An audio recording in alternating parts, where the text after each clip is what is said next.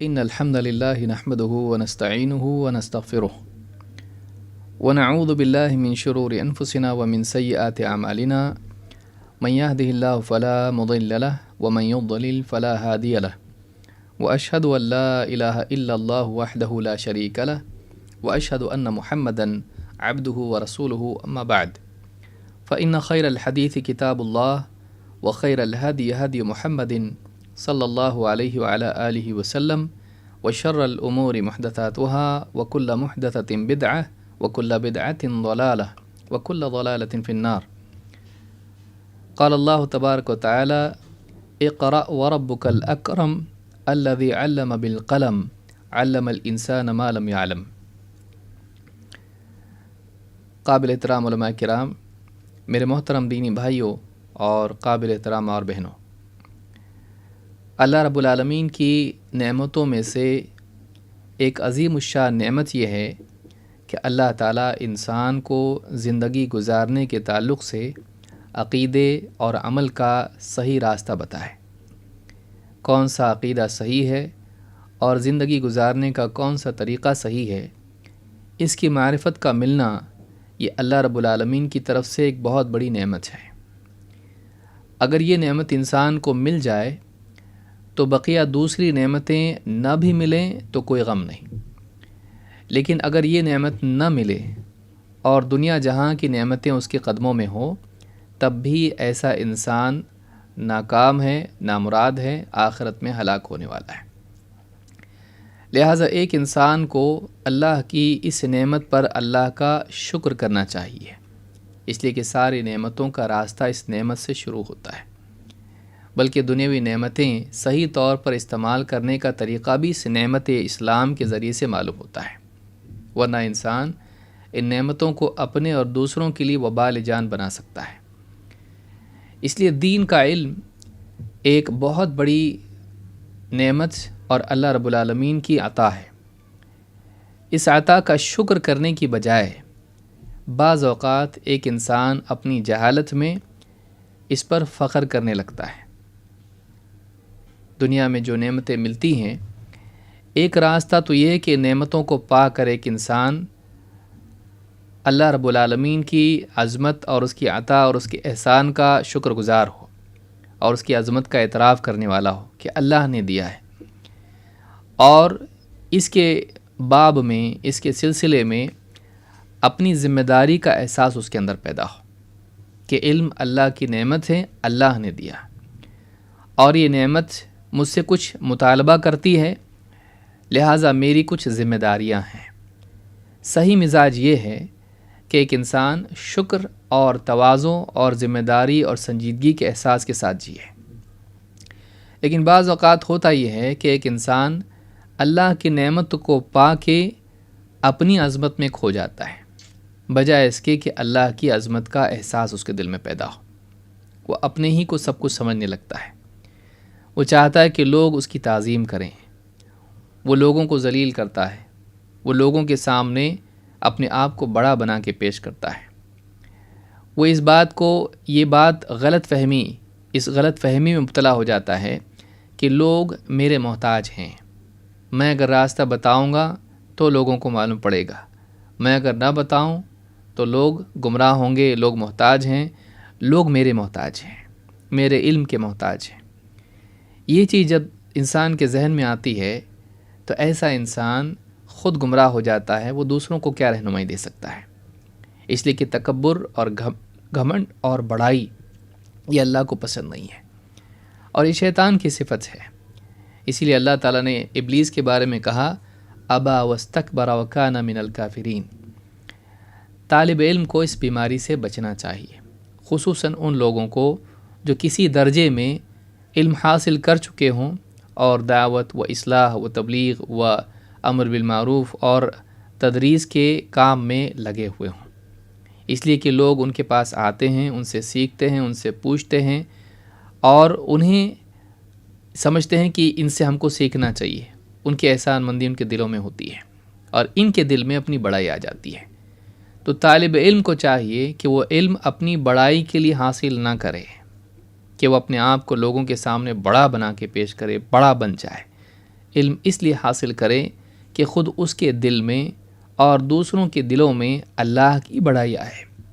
اسی لیے اللہ رب العالمین نے جو ابتدائی شروعات کی آیتیں نازل کی تھیں، وحی بھیجی، اس میں اللہ رب العالمین نے رسول اکرم صلی اللہ علیہ وسلم کو اسی بات کا حکم دیا کہ آپ لوگوں کے سامنے اللہ کی بڑائی بیان کریں۔ وَرَبَّكَ فَكَبِّرْ، اے نبی آپ کے رب کی بڑائی آپ لوگوں کے سامنے بیان کریں، آپ اپنے رب کی بڑائی لوگوں کے سامنے بیان کریں۔ تو علم کا حاصل یہ ہے کہ بندے کے دل میں اللہ کی بڑائی آئے اور اس ذمہ داری کو وہ نبھاتے ہوئے دوسروں کے سامنے بھی اللہ کی بڑائی اور اس کی عظمت کا احساس پیدا کرنے کی کوشش کرے، بیان کرنے کی کوشش کرے۔ تو طالب علم کو ایک بہت خطرناک چیز ہے جس سے بچنا چاہیے، وہ یہ کہ وہ متکبر ہو جائے، وہ اپنی بڑائی میں جینے والا بن جائے، وہ لوگوں سے اپنے آپ کو اونچا سمجھنے لگے۔ اللہ تعالیٰ قرآن کریم میں فرماتا ہے سأصرف عن آیاتی الذین یتکبرون فی الارض بغیر الحق وإن يروا كل آیة لا يؤمنوا بها وإن يروا سبیل الرشد لا يتخذوه سبیلا۔ سورہ الاعراف آیت نمبر 146۔ اس آیت سے بات معلوم ہوتی ہے کہ تکبر انسان کے لیے قبول حق میں مانع بن جاتا ہے، بلکہ تکبر کی وجہ سے حق کی معرفت بھی مشکل ہو جاتی ہے، دونوں چیزیں الگ ہیں۔ یہاں اللہ تعالیٰ فرماتا ہے سأصرف عن آیاتی، ان قریب میں اپنی آیتوں سے، یقیناً میں اپنی آیتوں سے ان لوگوں کو پھیر دوں گا، اپنی نشانیوں کے دیکھنے سے انہیں محروم کر دوں گا۔ کون؟ الذین یتکبرون فی الارض بغیر الحق، وہ لوگ جو زمین میں ناحق گھمنڈ کرتے ہیں۔ تو یہ جو گھمنڈ کرنا ہے، اس کی وجہ سے سزا دنیا میں کیا ملے گی؟ انہیں حق سے پھیر دیا جائے گا، وہ حق پر نہیں آ پائیں گے، حق کو نہیں دیکھ پائیں گے، وہ حق سے مانوس نہیں ہو پائیں گے بلکہ منحرف ہو جائیں گے۔ کیا حال ہوگا؟ وَإِن يَرَوْا كُلَّ آیَةٍ لَا يُؤْمِنُوا بِهَا، ان کا حال یہ ہو جائے گا کہ اگر وہ ساری نشانیاں دیکھ بھی لیں تو ایمان نہ لائیں۔ وَإِن يَرَوْا سَبِيلَ الرُّشْدِ لَا يَتَّخِذُوهُ سَبِيلًا، اور اگر ہدایت کے راستے کو دیکھ بھی لیں تو اسے اپنائیں نہیں، اس راستے کو اپنا راستہ نہ بنائیں، اس پر چلنے والے نہ بنیں۔ اس آیت سے بات معلوم ہوتی ہے کہ تکبر انسان کی آنکھوں پر گھمنڈ کی پٹی باندھ دیتا ہے، وہ اپنے آپ کو اتنا اونچا سمجھنے لگتا ہے کہ پھر اپنے اونچے مقام سے نیچے اتر کے حق کو قبول کرنے کے لیے تیار نہیں ہوتا ہے۔ زندگی میں آپ نے کتنے لوگوں کو دیکھا ہوگا، ایک عمر جب ان کی ہو جاتی ہے 60-70 سال کی، اور کوئی نوجوان آ کے ان کے سامنے حق بات بیان کرے تو صرف اسی وجہ سے کہ یہ کل کا لڑکا ہم کو سمجھائے گا، اس کی بات کو قبول نہیں کرتے ہیں۔ لہٰذا گھمنڈ کبھی عمر کا ہوتا ہے، کبھی علم کا ہوتا ہے، کبھی تجربے کا ہوتا ہے، کبھی مال کا ہوتا ہے، کبھی سیاست کا ہوتا ہے، کبھی اقتدار دنیوی اعتبار سے شہرت اور مقام کا ہوتا ہے۔ یہ جو گھمنڈ ہے انسان کے لیے، اس کی سزا دنیاوی یہ ہے کہ وہ انسان کو حق کے سمجھنے اور اس کے قبول کرنے میں رکاوٹ بن جاتا ہے۔ بعض اوقات ایک طالب علم ہوتا ہے، اس نے کچھ سیکھا ہوتا ہے، دوسرا شخص طالب علم یا کوئی اور، بلکہ بعض اوقات تو علماء بھی، اگر ان کے پڑھے ہوئے سیکھے ہوئے سے اونچی بات ان کے سامنے پیش کرتے ہیں، یہ اپنے گمان میں سمجھ رہے ہوتے ہیں کہ ہم جانتے ہیں، اور ان کی حقارت کی بجائے اپنی تعظیم ان کے دلوں میں ہوتی ہے۔ مجھ کو سب معلوم ہے، ان کے سامنے ان سے کم علم والا یا ان کا کوئی ساتھی یا ان سے بڑھ کر بھی بعض اوقات کوئی ایسی بات پیش کرتا ہے جو ان کی بات سے ٹکرانے والی ہوتی ہے، اپنی بڑائی کے احساس کی وجہ سے ان کے لیے مشکل ہو جاتا ہے کہ وہ ان کی بات کو سمجھ سکیں، اور اس سے زیادہ یہ کہ وہ ان کی بات کو قبول کریں۔ لہٰذا طالب علم کو ہمیشہ اپنے دل کو کھلا رکھنا چاہیے حق کی قبولیت کے لیے، اور یہ تبھی ہو سکتا ہے جب آدمی کو اپنی لا علمی کا اعتراف ہو۔ ایک آدمی اگر یہ سمجھے کہ مجھے سب معلوم ہے، مجھ کو کوئی کیا سکھائے گا، تو ایسا آدمی اپنے دل کے دروازے بند رکھے گا کہ مجھے باہر کی ضرورت نہیں ہے، میرے اندر ہی اتنا ہے۔ لیکن کوئی آدمی اگر یہ سمجھتا ہے کہ نہیں بھائی علم کے بہت مراتب ہیں، کبھی ہم سے بڑا اور کبھی ہم سے چھوٹا بھی ہم کو ایسی بات بتا سکتا ہے جو ہم نہیں جانتے، ایسا آدمی ہمیشہ اپنے دل کے دروازوں کو کھلا رکھے گا۔ معلوم یہ ہوا کہ تواضع انسان کو قبول حق میں مددگار ہوتی ہے۔ تو اس آیت میں بتایا گیا کہ تکبر کا نقصان دنیوی اعتبار سے، دینی اعتبار سے یہ ہے کہ ایسا انسان حق کے دیکھنے اور اس کے راستے پر چلنے سے محروم ہو جاتا ہے۔ یہ بہت بڑی سزا ہے۔ اس سے بڑھ کے سزا کیا ہو سکتی کہ انسان حق کو کھو دے؟ حق کو کھونا بہت بڑی سزا ہے اور بہت بڑا نقصان ہے۔ سب پا کے حق کو کھویا تو کیا پایا؟ تکبر علم کے حاصل کرنے میں بھی رکاوٹ بن جاتا ہے۔ مجاہد رحمہ اللہ فرماتے ہیں لا يتعلم العلم مستحی ولا مستکبر۔ امام البخاری نے کتاب العلم میں اس کو ذکر کیا ہے کہ مجاہد رحمۃ اللہ علیہ فرماتے ہیں وہ دو شخص علم حاصل نہیں کر پاتے ہیں، ایک وہ جو حیا کرنے والا، دوسرا وہ جو گھمنڈ کرنے والا۔ شرم کی وجہ سے آدمی علم حاصل نہیں کر پاتا ہے، مجمع میں کوئی سوال علماء سے نہیں پوچھ پاتا ہے، کبھی غسل کا سوال ہے، کبھی نماز کا سوال ہے، سجدہ سہو کا مسئلہ ہے یا کوئی اور مسئلہ ہے۔ ایسے مسائل بعض اوقات جو موٹے موٹے مسائل ہوتے ہیں اس کو معلوم نہیں ہوتے ہیں، زندگی بھر وہ اس غلطی پر قائم رہنا برداشت کر لیتا ہے، لیکن پوچھ کر لوگوں میں شرمندہ ہونا گوارا نہیں کرتا ہے۔ یہ جہالت ہے، یہ بڑا نقصان ہے۔ یاد رکھیں آخر زندگی سے بہتر دنیا کی ہے، اور ہمیشہ کی شرمندگی سے بہتر یہ ہے کہ ایک انسان وقتی طور پر شرمندہ ہو جائے۔ زندگی بھر جہالت میں باقی رہنا یہ زیادہ بڑی ذلت ہے، اور عالم سے پوچھ کے اپنی اصلاح کر لینا یہ چھوٹی ذلت ہے۔ عقل مند آدمی چھوٹی ذلت کو چنتا ہے بڑی ذلت کے مقابلے میں۔ تکبر بھی علماء سے استفادہ کرنے میں رکاوٹ بن جاتا ہے۔ بھئی یہ تو کل کے مولوی صاحب ہیں، ہماری تنخواہ پہ چلتے ہیں، ہم بڑے نواب صاحب ہیں، ہم ان کے درس میں بیٹھیں، ہم ان سے سوال پوچھیں۔ بعض اوقات کچھ لوگوں کے لیے ان کی مالداری اور ان کی سیاسی عہدہ دینی مجالس میں حاضر ہونے میں اور اسی طرح سے دین کی باتیں علماء سے پوچھنے میں رکاوٹ بن جاتا ہے۔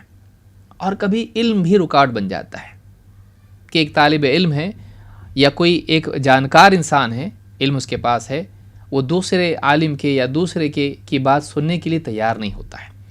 کبھی انفرادی مجالس میں اس کی بات قبول نہیں کر پاتا ہے کہ اس کی تحقیق اور میری تحقیق ہمیشہ اعلیٰ اور ارفع ہوتی ہے کیونکہ میں کرتا ہوں، یا اس کا خطاب میں کیوں شریک ہوں۔ لیکن اہل حق علماء اس طرح کا معاملہ نہیں کرتے ہیں۔ بعض اوقات وہ اپنے سے کم بلکہ بہت کم علم والے کی بات کو بھی سنتے ہیں۔ یہ ان کا ظرف ہوتا ہے، یہ ان کی اونچائی ہوتی ہے، یہ ان کے علم کی دلیل ہوتی ہے۔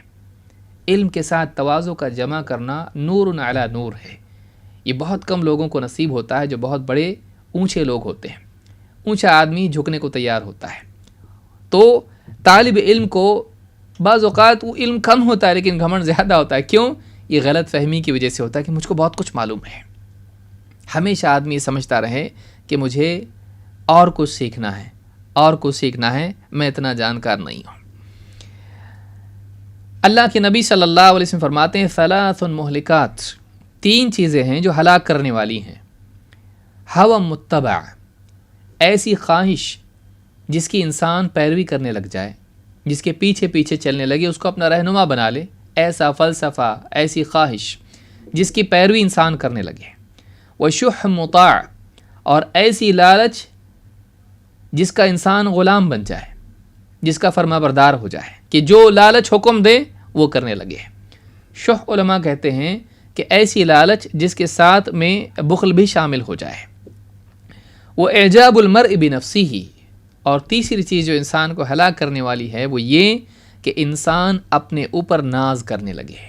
میں ہوں، میں سپیریئر ہوں، میں ہائی لیول کا ہوں، میں بہت اونچے مرتبے کا درجے کا ہوں، میری تحقیق، میرا خطاب اور میری باتیں اور میرا ہر معاملہ اور میرا سوچنا، غور و فکر اور تدبر اور میرا کلام اور ساری چیزیں اعلیٰ لیول کی ہیں، ہائی لیول کی ہیں۔ اپنے کو اچھا سمجھنے لگے۔ جو نعمت اللہ رب العالمین نے کسی کو دی ہے، علم کی یا اسی طرح سے خوبصورتی کی یا مال کی یا عہدے کی، وہ اللہ کی دی ہوئی ہے، اس کا کیا کمال ہے؟ عطا کرنے والا اللہ ہے۔ وہ اس نعمت پر اپنے آپ کو کامل سمجھنے لگے، اور اپنے آپ کو دوسروں کے مقابلے میں اونچا سمجھنے لگے۔ اگر دوسروں کی تحقیر بھی اس کے ساتھ شامل ہو جائے تو یہ جو ہے یہ عجب یا یہ اعجاب یہ گھمنڈ میں تبدیل ہو جاتا ہے، اس کو تکبر کہا جاتا ہے۔ تکبر اپنے کو اونچا دوسروں کو نیچا سمجھنے کو کہتے ہیں، اور یہاں یہ کہ بس اپنی بڑائی میں مگن ہے، کسی اور سے اس کو مطلب نہیں، کسی کو حقیر نہیں سمجھتا، کسی کی تذلیل نہیں کرتا، لیکن میں ہوں، میں بہت زبردست ہوں۔ یہ جو چیز ہے یہ طالب علم میں نہیں ہونا چاہیے۔ کیوں؟ اس لیے کہ اللہ کے نبی صلی اللہ علیہ وسلم فرماتے ہیں وہ اعجاب المرء بنفسہ، یہ ہلاک کرنے والی چیزوں میں سے کہ اپنے آپ کو کسی انسان کا اونچا اور اعلیٰ اور کامل سمجھنا، یہ اس کے لیے ہلاکت کی سیڑھی ہے۔ تو اس حدیث کو امام الطبرانی نے الاوسط میں روایت کیا ہے، اور صحیح الجامع صغیر میں شیخ الالبانی نے 3039 پر اس کو حسن کہا ہے۔ تو طالب علم ہمیشہ اس بات کو یاد رکھے، میں اونچا نہیں، میں کم ہوں، اللہ تعالیٰ نے جو علم دیا ہے یہ اس کا فضل و کرم ہے، اور ہم کو اس علم کے حاصل کرنے کے بعد بہت ساری ذمہ داریاں نبھانا ہے، معلوم نہیں ہم نبھا پائیں کہ نہیں، اللہ اس کی توفیق دے کہ علم کا حق ادا کر پائیں۔ یہ مزاج طالب علم کے اندر ہونا چاہیے، نہ ہے کہ میں اعلیٰ اور عرفہ ہوں، ایسا نہیں ہونا چاہیے۔ مالک ابن دینار صغار تابعین میں سے ہیں، کہتے ہیں من تعلم العلم للعمل کسرہ ومن تعلمہ لغیر العمل زادہ فخرا۔ جامع بیان العلم میں ابن عبد البر نے اس کو روایت کیا ہے، روایت نمبر 987، اور یہ روایت حسن ہے۔ کہتے ہیں جو علم عمل کے لیے حاصل کرے وہ علم اس کو توڑ دیتا ہے، یعنی اس کو چھوٹا بنا دیتا ہے، یا اس کے اندر تواضع پیدا کرتا ہے، اس کے گھمنڈ کو توڑ دیتا ہے، اس کی اکڑ کو توڑ دیتا ہے۔ جو علم عمل کے لیے حاصل کیا جائے وہ علم انسان کی بڑائی کو توڑ دیتا ہے، اس میں تواضع پیدا کرتا ہے۔ ومن تعلمہ لغیر العمل زادہ فخرا، اور جو آدمی عمل کے لیے علم حاصل نہ کرے، عمل کی بجائے کسی اور غرض سے، فاسد غرض سے علم حاصل کرے، تو ایسا علم انسان کے اندر فخر پیدا کرتا ہے۔ ظاہر بات ہے عمل کے لیے اگر حاصل نہیں کیا تو کیوں کیا؟ لوگوں میں بڑائی کے لیے، لوگوں کا پیشوا بننے کے لیے، لوگوں کے درمیان جیسے لباس کے ذریعے سے آدمی مزین اپنے آپ کو کرتا ہے، علم کے ذریعے سے اپنے آپ کو مزین کرے، لوگوں کے سامنے ناز کرے، اپنے علم کے ذریعے لوگوں کو اپنا محتاج بنائے۔ یہ ساری اغراض جو ہیں یہ فاسد اغراض ہیں، طالب علم کو اس نیت سے علم حاصل نہیں کرنا چاہیے۔ تو کہا کہ وَمَن تَعَلَّمَهُ لِغَيْرِ الْعَمَلِ زَادَهُ فَخْرًا۔ تو معلوم ہوا کہ انسان کے علم پر ناز کرنے اور گھمنڈ کرنے کی اصل جڑ اس کی نیت میں ہوتی ہے۔ وہ عمل کے لیے علم حاصل کرے، اپنے آپ کو عمل پر لانے کے لیے، دوسروں کو عمل پر لانے کے لیے، جنت کے راستے پر چلنے کے لیے، جہنم سے بچنے کے لیے علم حاصل کرے، تو یہ چیز اس کے لیے خیر ثابت ہوتی ہے۔ اور تواضع میں رفعت ہے، تواضع میں علم ہو اس کے پاس، لیکن وہ کہ بھائی ہم تو اتنے علم والے نہیں، ہم سے بڑے بڑے جانکار لوگ ہیں دنیا میں، فلاں سے پوچھیے آپ، ان کے پاس علم ہے، وہ بتائیں گے آپ کو۔ صحابہ بعض اوقات ایسا بھی کرتے تھے، علم ہونے کے باوجود اپنے سے زیادہ علم والوں کی طرف مسائل کو پھیر دیتے تھے۔ اس میں لوگوں کو بھی تربیت ہوتی تھی کہ بعض مسائل انسان نہیں بھی جانتا ہے اور بڑوں سے پوچھنا چاہیے، جانکار لوگوں سے پوچھنا چاہیے۔ وَفَوْقَ كُلِّ ذِي عِلْمٍ عَلِيمٍ، ہر جانکار سے اوپر ایک جاننے والا ہے۔ تو انسان کو یہ ہمیشہ یاد رکھنا چاہیے۔ اللہ کے نبی صلی اللہ علیہ وسلم فرماتے ہیں وَمَا تَوَاضَعَ أَحَدٌ لِلَّهِ إِلَّا رَفَعَهُ اللَّهُ۔ امام مسلم نے اس کو روایت کیا ہے، روایت نمبر 2588، کہ جو بھی شخص اللہ کی خاطر تواضع اختیار کرتا ہے، اللہ تعالیٰ اس کی اس تواضع اختیار کرنے کے بدلے اس کو مزید رفعت عطا فرماتا ہے۔ جو اللہ کے لیے جھکتا ہے اللہ اس کو اونچا کرتا ہے، جو اللہ کی خاطر اپنے کو جھکاتا ہے اللہ تعالیٰ اس کو اونچا کرتا ہے، آخرت میں یقیناً اور کبھی دنیا میں بھی کر دیتا ہے۔ لیکن جو گھمنڈ اختیار کرتا ہے اس کو اللہ ذلیل کرتا ہے۔ اللہ کی عبادت سے گھمنڈ تو اور بھی سخت ہے، بندوں کے مقابلے میں بھی گھمنڈ اللہ کو پسند نہیں ہے۔ ان الذین یستکبرون عن عبادتی سیدخلون جہنم داخرین۔ جو میری عبادت سے گھمنڈ کرتے ہیں، میری عبادت بندگی اختیار کرنے کے مقابلے میں گھمنڈ کو اپناتے ہیں، گھمنڈ کا راستہ اپناتے ہیں، تکبر کرتے ہیں، یقیناً ان قریب وہ جہنم میں ذلیل ہو کر داخل ہوں گے۔ تو گھمنڈ کے لیے ذلت ہے، تواضع کے لیے عزت ہے۔ لہٰذا ایک انسان علم واقعی اس کے دل میں پیوست ہے اور علم صحیح طور پر اس کے دل میں مزین ہے، اس کے نتائج میں سے ایک نتیجہ یہ ہے کہ اس کے اندر تواضع پیدا ہوتی ہے، وہ اپنے آپ کو چھوٹا سمجھ کے چلتا ہے، دکھانے کے لیے نہیں۔ بعض اوقات تواضع جو ہوتی ہے وہ ایسے بھی ہوتی کہ میں تواضع اختیار کروں تاکہ لوگ کتنی تواضع والا انسان ہے، کتنا نیک اللہ والا ہے۔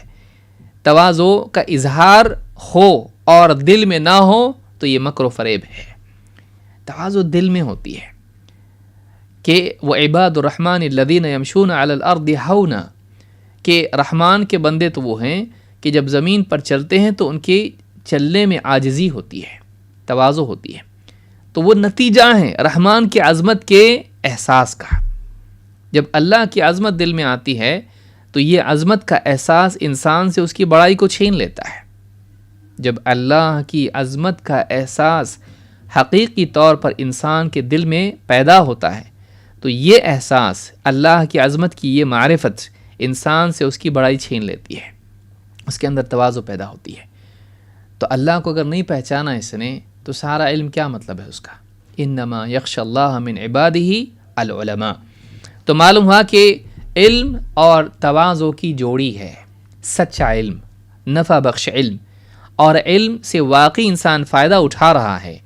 اس کی علامت کیا ہے؟ کہ انسان علم کے باوجود متواضع ہے، وہ چھوٹا بنتا ہے، اپنے آپ کو چھوٹا سمجھتا ہے دل میں، اپنے اندر، چاہے باہر اس کا اظہار ہو یا نہ ہو، باہر ہونا ہی ہونا ہے، لیکن باہر اظہار ہو لیکن اندر نہ ہو، یہ خطرہ ہے، یہ مکر و فریب ہے۔ اللہ ہم سب کی حفاظت فرمائے۔ تو ایک چیز، ایک ادب علم والوں کے لیے، طالب علم کے لیے، علم میں مشغول ہونے والوں کے لیے ہے کہ آدمی ہمیشہ تواضع اختیار کرے۔ باب نمبر 22، وقت کی قدر اور صحیح استعمال۔ ہماری اصل پونجی مال نہیں ہے، وقت ہے۔ ہمارا اصل سرمایہ مال و دولت اور دنیا کے اسباب اور یہاں کی ساری چیزیں نہیں ہیں، بلکہ وہ ہمارا وقت ہے۔ اور یہ جو وقت ہے اس کا ایک قاعدہ ہے کہ وقت کو قرار نہیں ہے، وقت ختم ہوتا جا رہا ہے۔ ہماری زندگی محدود ہے اور اس میں سے ہر لمحہ کم ہوتا جا رہا ہے، اور اس بچے کچے وقت میں ہم کو اپنی نجات کا سامان علم و عمل کے ذریعے سے ظاہر و باطن اختیار کرنا ہے۔ جو کچھ بھی اپنے آپ کو بچانے کے لیے ہم کر سکتے جہنم سے، ہم کو کرنا ہے، اس کا راستہ تلاش کرنا ہے اور اس راستے پر چل کے اپنے آپ کو بچانا ہے۔ جیسے کوئی آدمی کسی عمارت میں ہو اور الارم ہو کہ عمارت اب گرنے والی ہے یا عمارت میں آگ لگ گئی ہے، اب جتنے عمارت میں ہے وہ خالی کریں اس عمارت کو، تو آدمی سب سے پہلے کیا کرتا ہے؟ راستہ کہاں ہے باہر نکلنے کا، اور شارٹ کٹ کون سا ہے، اور راستہ جاننے کے بعد دوڑ پڑتا ہے اس راستے پر تاکہ وہ جلدی سے جلدی اس عمارت سے باہر نکلے تاکہ ہلاک نہ ہو۔ یہی علم کا حاصل ہے۔ معلوم پڑ گیا جہنم سے بچنے کا راستہ کیا ہے؟ جلدی بھاگ، دوڑ اس راستے پہ، فَفِرُّوا إِلَى اللَّهِ إِنِّي لَكُم مِّنْهُ نَذِيرٌ مُّبِينٌ۔ سارے انبیاء کی دعوت کا حاصل یہ ہے، اللہ کی طرف دوڑو، اس لیے کہ اللہ کی بجائے تم کو اللہ کے عقاب و عذاب سے کوئی بچا نہیں سکتا ہے۔ علم یہ سکھاتا ہے، دیکھ جس حال میں تو ہے اس میں تو ہلاک ہو سکتا ہے، بیدار ہو جا، جاگ، اور یہ دنیا ختم ہونے والی ہے، یہ دنیا توڑ پھوڑ کے اللہ تعالیٰ قیامت کے دن ختم کر دے گا، اور بہت ممکن ہے اور یقیناً اس سے پہلے تجھ کو موت آ سکتی ہے۔ تو جلدی سے جلدی اپنے بچاؤ کے لیے دوڑ، اس کا راستہ معلوم کر اور بھاگ، نکل اس عذاب سے، اس ہلاکت کے گڑھے سے نکل اور نجات کی طرف۔ سارے علم کا حاصل یہ ہے، وقت کا صحیح استعمال کرنا۔ ہمارے پاس کیا ہے؟ ٹائم بہت کم ہے، اس میں جان لینا اور اس میں کوشش کر کے اس معلوم کو اس پر عمل کر کے اپنے آپ کو نجات یافتہ بنانا، یہ ساری زندگی کا حاصل ہے، یہ انسان کی عقل مندی ہے۔ ٹائم کی اہمیت سمجھنا۔ اللہ کے نبی صلی اللہ علیہ وسلم فرماتے ہیں، نعمتان مغبون فیہما کثیر من الناس، الصحۃ والفراغ۔ امام البخاری نے کتاب الرقاق میں اس کو ذکر کیا ہے، حدیث نمبر 6412۔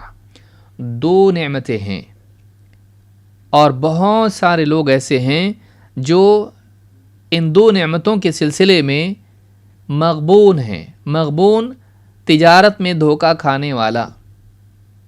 جو آدمی تجارت میں دھوکہ کھا جائے، وہ اپنی متاع کو قیمتی کو کم کے بدلے فروخت کر دے، سستے میں بیچ دے، یا سستی چیز کو مہنگے میں خرید لے. یہ کیا ہو گیا؟ اس کو دھوکہ دے دیا، کوئی تجارت میں خسارے میں پڑ گیا، لاس ہو گیا اس کو. تو کہا کہ دو نعمتیں ایسی ہیں کہ ان کے معاملے میں ان کو تجارت کے طور پر کچھ دے کے کچھ لینا، اس میں اکثر لوگ خسارے میں ہیں. تجارت میں کیا کرتا ہے آدمی؟ کچھ دیتا ہے، اس کے بدلے کچھ لیتا ہے. اگر لی ہوئی چیز قیمتی ہے اور دی ہوئی چیز کمتر ہے، نفع ہو گیا. اور دی ہوئی چیز قیمتی ہے، گئی قیمتی آئی کمتر، تو یہ نقصان ہے.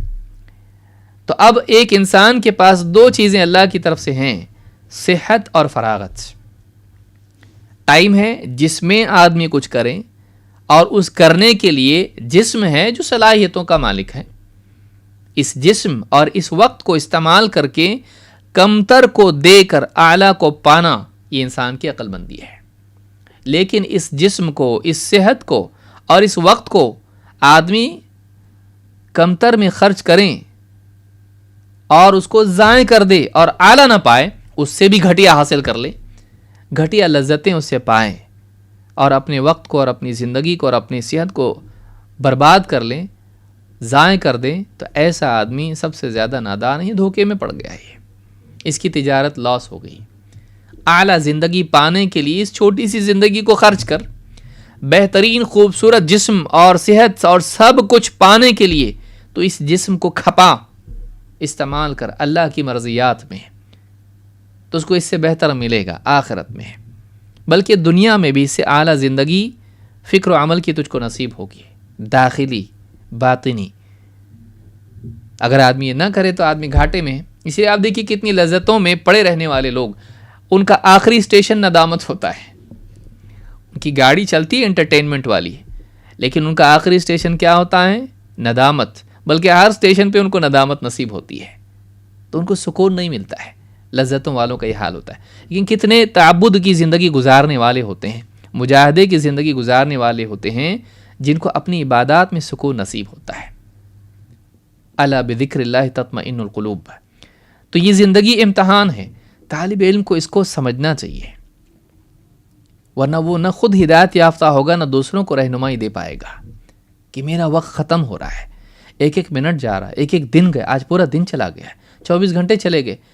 ایک آدمی مرا ہوا قبر میں پڑا ہوا ہے، اگر اس کو کہا جائے کتنا ٹائم چاہیے تجھ کو جنت میں جانے کے لیے، 5 سیکنڈ دے دو، میں اللہ سے توبہ کر لوں گا، کلمہ پڑھ لوں گا. بس کفر میں پڑا ہوا آدمی بھی 5 سیکنڈ کتنے قیمتی ہیں. سالوں سال گزر جا رہے، انسان غفلت کی نیند سویا ہوا ہے. اس سے نادان اور کون ہو سکتا ہے؟ کتنے سارے مراتب حاصل کر سکتا تھا. اگر علم یہ نہ دیں تو کتنا بڑا ناکام انسان ہے. اپنے اوقات کو صحیح استعمال کرنا. تو وقت اور صحت. بعد میں آدمی چاہ رہا ہے، نکاح نہیں ہوا تھا، پڑھتا تھا، درس میں آتا تھا، علماء سے پوچھتا تھا، صحبت میں بیٹھتا تھا، گھر تک جاتا تھا عالم صاحب کے درس سے. نکاح ہو گیا اور پھر بیوی بچے ذمہ داریاں بڑھ گئیں. اب خود بیوی بچوں کے لیے ٹائم نہیں تو عالم صاحب کے لیے کہاں سے نکلے گا وقت؟ تو اب نہ دینی دروس میں نہ کچھ. اس دور کو اگر استعمال کر لیتا اور وہ سب کچھ سیکھ لیتا کہ بیوی بچوں کے حقوق کیا ہیں، تجارت کیسے کی جاتی ہے اور کیا نہیں، ساری چیزیں، تو کام آتا. ایک آدمی صحت مند ہے، آج پڑھ سکتا ہے، پڑھا سکتا ہے، سیکھ سکتا ہے، حفظ کر سکتا ہے. ہوتے ہوتے عمر کے ایسے مرحلے میں پہنچ گیا، اب چشمہ پہن کے بھی ٹھیک سے دکھتا نہیں ہے، اور زیادہ دیر پڑھیں گے تو سر گھومنے لگتا ہے اور کچھ یاد رہتا نہیں. اب کیا فائدہ؟ اب ریٹائرڈ ہونے کی بات کر رہا ہے. تو جو وقت تھا جس میں یادداشت اچھی تھی، جس کے اندر سب کچھ سیکھ سکتا تھا، مجالس میں بیٹھ سکتا تھا، اب تو بیٹھ بھی نہیں سکتا، اب کمر دکھنے لگتی ہے، پاؤں اکڑ جاتے ہیں. اب جا کے کرنے کی کوشش کر رہا ہے، جبکہ ابھی بھی کرنا غلط نہیں ہے، لیکن تو نے بہت اچھا وقت ضائع کر دیا. خیر ابھی تو کر، لیکن تو اس سے زیادہ پہلے اگر کرتا تو کتنا اچھا ہوتا ہے. اس وقت میں آدمی کو ندامت ہوتی کہ کاش کہ میں اس وقت کرتا. تو اب جو وقت ملا ہے اس کو غنیمت جان. اللہ کے نبی صلی اللہ علیہ وسلم فرماتے ہیں، اغتنم خمسا قبل خمس. 5 چیزوں کو 5 چیزوں سے پہلے غنیمت جان. حیاتک قبل موتک. اپنی زندگی کو غنیمت جان موت سے پہلے. آج زندگی ہے، کل ختم ہو جائے گی. آج عمل کر کے تو جتنے مراتب جنت کے حاصل کر سکتا ہے، مرنے کے بعد نہیں. مرنے کے بعد تو کچھ بھی نہیں کر سکتا. وصحتک قبل سقمک، اپنی صحت کو غنیمت جان بیماری کے آنے سے پہلے. آج حج کر سکتا ہے، دروس میں جا سکتا ہے، مسجد جا سکتا ہے، بہت کچھ کر سکتا ہے. کل بیمار پڑ جائے گا، بستر پہ پڑ جائے گا. آج وہ عمل کر لیں کہ کل اگر بیمار پڑ بھی جائیں تو صحت میں تیری مداومت کی وجہ سے اللہ تعالیٰ تیرے نامہ اعمال میں وہ لکھتا چلا جائے جو تو صحت کے دنوں میں کرتا تھا جب تو بیمار ہو گیا. جب آدمی صحت میں کسی عمل کا پابند ہوتا ہے، بیماری میں نہیں کر پاتا ہے، تو بیماری میں اس کے لیے وہ لکھا جاتا ہے. تو آج صحت کے دنوں میں کرنے کا عادی بن، تاکہ بیمار ہو جائے اور نہ کر پائے تبھی بھی تیرے لیے وہ لکھا جائے. اور آج وہ کر لیں جو کل نہیں کر پائے گا بیماری میں. وفراغک قبل شغلک، اور تو اپنی فراغت کو غنیمت جان مصروف و مشغول ہونے سے پہلے. بزی ہو گیا، بہت ٹائم ہی نہیں ملتا کسی چیز کے لیے. آج ٹائم ہے تو غنیمت جان، اس ٹائم کو صحیح استعمال کر. وشبابک قبل حرمک، اور اپنی جوانی کو غنیمت جان بڑھاپے سے پہلے. وغناک قبل فقرک، اور اپنی مالداری کو غنیمت جان مفلس اور فقیر ہونے سے پہلے، تنگ دست ہونے سے پہلے. آج جو خرچ کر سکتا ہے کر خیر کے کاموں میں، کل غریب ہو جائے گا، صرف نیتیں کرتا رہ جائے گا، تمنائیں کرتا رہ جائے گا. آج عمل کر سکتا ہے. اب آدمی کہے گا کہ صاحب میں ٹھیک ہے تب نیت کر کے پالوں گا. آج اگر میں نہیں کر رہا ہوں تو نیت پر بھی تو ثواب ملتا ہے نا. وَإِنَّمَا لِكُلِّ امْرِئٍ مَّا نَوَىٰ، ہر ایک وہی پائے گا جس کی اس نے نیت کی. یاد رکھیں، نیت کرنے والے کو ایک اجر ملتا ہے اور عمل کرنے والے کی شروعات 10 سے ہوتی ہے. تو اعمال کی تضعیف جو ہوتی ہے وہ عامل کے لیے ہے، ناوی کے لیے نہیں ہے. یاد رکھیں اس کو. عمل کی تضعیف، کئی گنا ثواب کر کے ملنا، 10 گنا سے لے کے 700 گنا تک، الی اضعاف کثیرہ، بلکہ اور کئی گنا اس کو ملتا ہے. وہ عمل کرنے والے کے لیے ہے. کئی گنا کر کے ثواب ملنا عمل کرنے والے کے لیے. نیت کرنے والے کے لیے ایک. تو آپ کو ایک چاہیے تو آپ نیت کریں، لیکن آپ کو کئی گنا چاہیے تو آپ آج عمل کا موقع ہے، آج کریں. یہ فرق ہے دونوں کے اندر. تو کہا کہ وغنا کا قبل فقرک، اپنی مالداری کو غنیمت جان فقر و فاقے کی نوبت آنے سے پہلے. اس حدیث کو امام حاکم اور بہقی نے روایت کیا شعب الایمان میں، اور اسی طرح سے دیگر محدثین نے، اور شیخ الالبانی نے صحیح الجامع صغیر میں 1077 پر اس کو صحیح کہا ہے.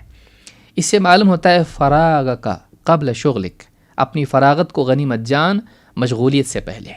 کتنے لوگ ہیں آج آپ دیکھیے، بیٹھا صبح سے شام تک، کوئی فیس بک پہ بیٹھا ہوا ہے، کوئی واٹس ایپ پہ ہیں، کوئی انسٹاگرام پہ ہے، کوئی یوٹیوب ہے، یوٹیوب پہ کوئی ہے، ہر وقت اسی میں پڑا ہوا ہے.